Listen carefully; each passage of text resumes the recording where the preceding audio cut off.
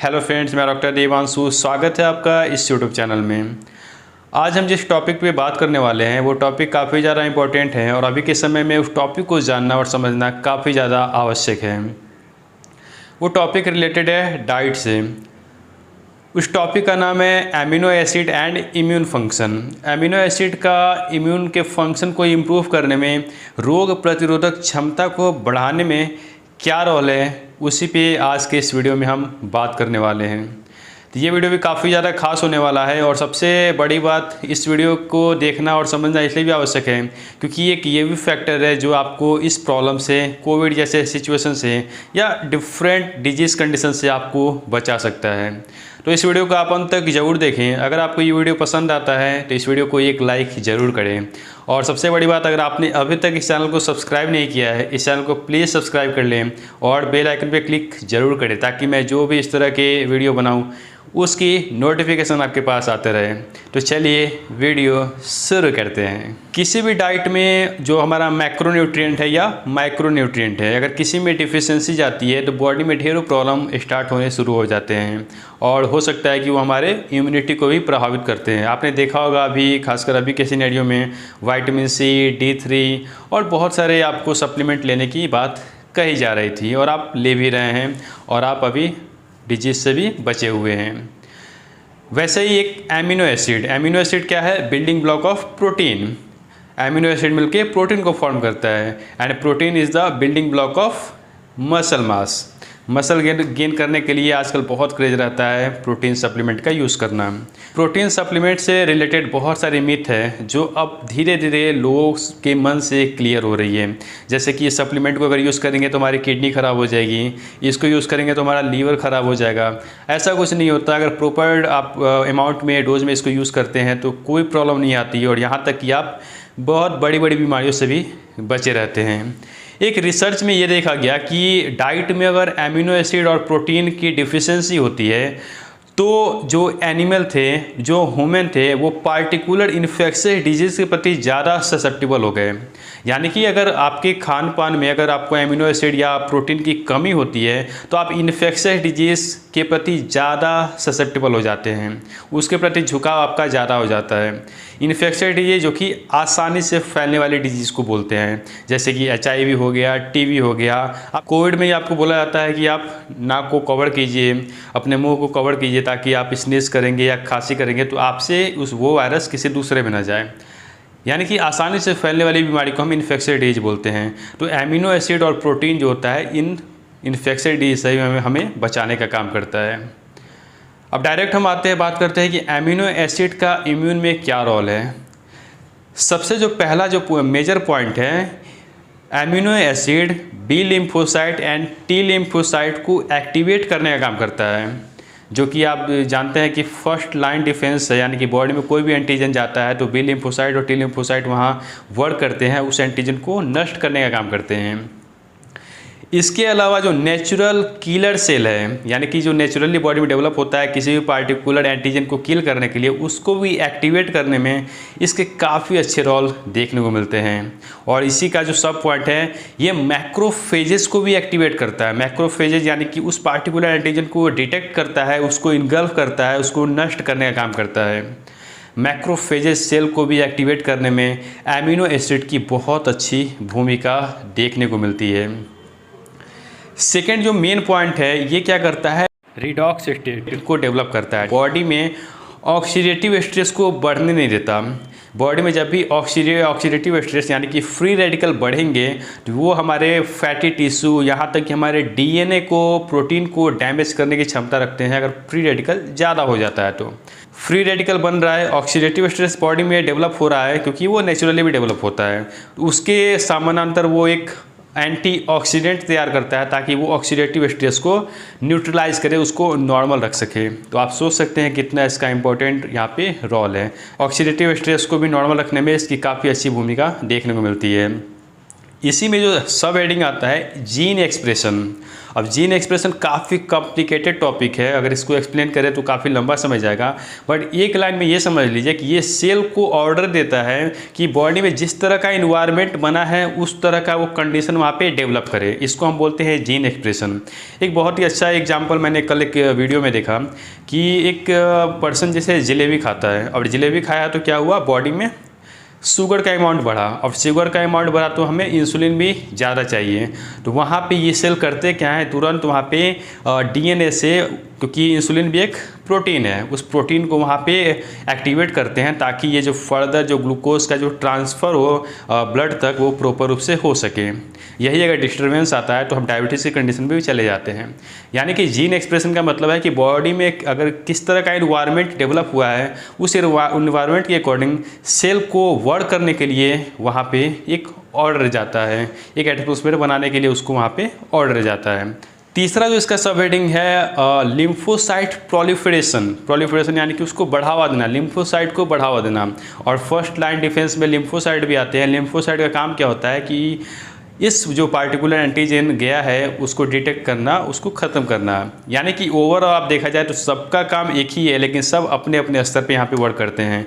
और lymphocyte proliferation इसलिए भी आवश्यक है ताकि वो प्रेजेंट में हमारे अंदर इन्फेक्शन गया है उसको तो किल करेगा ही, फ्यूचर में सेम एंटीजन हमको प्रभावित न करे उसके लिए भी वो बॉडी में उस तरह के एंटीबॉडी, उस तरह के अंगरक्षक या उस तरह का इन्वायरमेंट तैयार करके छोड़ देता है।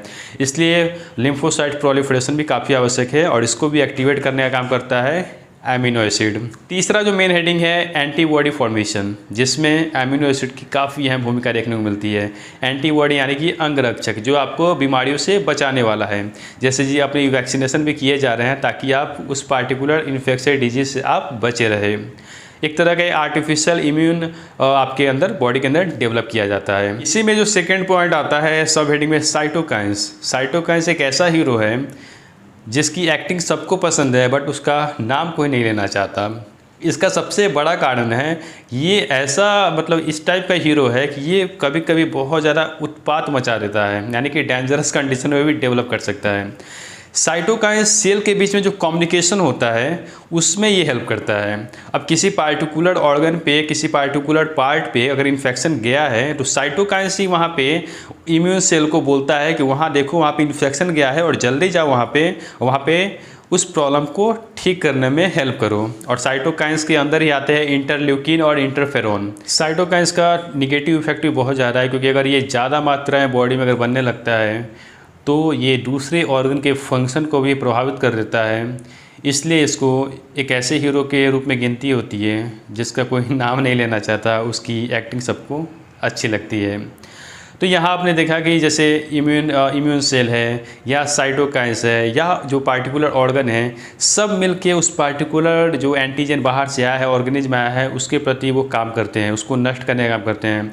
लाइक एक ऑर्केस्ट्रा, जैसे ऑर्केस्ट्रा में कोई पें बजाता है, कोई ड्रम बजाता है, कोई झाल बजाते रहता है, यानी कि सब मिल के सुर एक ही निकालते हैं और वो सुर हमें पसंद आता है। वैसे ही बॉडी के अंदर भी जितने ये पार्ट हैं, चाहे वो साइटोकाइंस हो गया, चाहे इम्यून सेल हो गया या ऑर्गन हो गया, सब वर्क करते हैं ताकि उस पार्टिकुलर इन्फेक्शन से अपने आप को किसी भी हाल में बचा सकें। अब क्या जो रिसर्च जो कंडक्ट हुए थे उसमें देखा गया कि जिनको भी प्रॉपर रूप से अमीनो एसिड और प्रोटीन डाइट में दिया गया वो इस इन्फेक्शन डिजीज से बचे। और उसका सबसे जो मेजर कारण है, जब भी आप एमिनो एसिड के डिफरेंट टाइप को पढ़ेंगे तो वहाँ पे non essential amino acid, essential amino acid और conditional amino acid. Essential amino acid जो कि बॉडी सिंथेसाइज नहीं करती है उसको हमें डाइट के माध्यम से ही लेना पड़ता है। नॉन इसेंशियल जिसकी ज़रूरत उतनी नहीं पड़ती, ये बॉडी खुद से बनाता है, जब उसकी ज़रूरत होती है वो उसको वर्क में डालता है। एक आता है कंडीशनल एमिनो एसिड जो कि सबसे इम्पॉर्टेंट फैक्टर है, यानी कि जब हम सीवियर इलनेस में जाते हैं, हम ज़्यादा बीमार पड़ जाते हैं या ट्रॉमा हो गया या कोई बहुत सारी अदर कंडीशन है, उसमें कंडीशनल एमिनो एसिड की ज़रूरत पड़ती है और ये बॉडी उसको सिंथेसाइज करता है ताकि आपको उस कॉम्प्लिकेशन से आप बचा सकें। कंडीशनल एमिनो एसिड में आपने ग्लूटामाइन का नाम काफ़ी ज़्यादा सुना होगा। ग्लूटामाइन जितने रिसर्च भी कंडक्ट हुए हैं, सर्जरी के बाद लगभग लोगों को ग्लूटामाइन आईवी के माध्यम से दिया जाता है। ये करता क्या है कि ओवरऑल देखा जाए तो पेशेंट के हेल्थ को ठीक करने में इसकी काफ़ी अहम भूमिका देखने को मिलती है। आर्जिनिन भी एक एमिनो एसिड है जो कि कंडीशनल के अंदर ही आता है। वो जो नाइट्रिक ऑक्साइड को एक्टिवेट करता है। इससे क्या होता है, ब्लड फ्लो नॉर्मल होता है, माइटोकॉन्ड्रिया का एक्टिवेशन होता है। तो आपने देखा कि लगभग जो एमिनो एसिड हैं, खासकर जो इसेंशियल होते हैं या जो कंडीशनल एमिनो एसिड है, जब हम बीमार पड़ते हैं तो इसकी भूमिका काफ़ी ज़्यादा बॉडी में बढ़ जाती है। तो अभी सबसे बड़ा मुद्दा है कि इसको हम कैसे ले डाइट के माध्यम से। एक ख़ास रेशियो फिक्स किया गया है, यानी कि 0.8 से आप अपने बॉडी वेट को अगर आप मल्टीप्लाई करते हैं तो मिनिमम अगर मेरी वेट अगर 70 kg है तो 56 और 58 ग्राम प्रोटीन मुझे पर डे कंज्यूम करना चाहिए। अगर मैं वर्कआउट करता हूँ, अगर मैं एथलीट हूँ तो उनका रेशियो बढ़ जाता है, उनका डबल हो जाता है, यानी कि जितना उनका बॉडी वेट है उससे वो दुगुना प्रोटीन को कंज्यूम करते हैं। 1.2 और 1.4 भी एक मतलब जनरल एवरेज रेशियो है, बट 0.8 है उतना तो चाहिए ही। और होता क्या है कि उतना प्रोटीन भी हम अपने डाइट के माध्यम से कंज्यूम नहीं कर पाते हैं अगर हम इस पर ध्यान नहीं देते हैं, क्योंकि दाल चावल और सब्ज़ी खाने से ये जो इसका अमाउंट है बॉडी में फुलफ़िल नहीं हो पाता।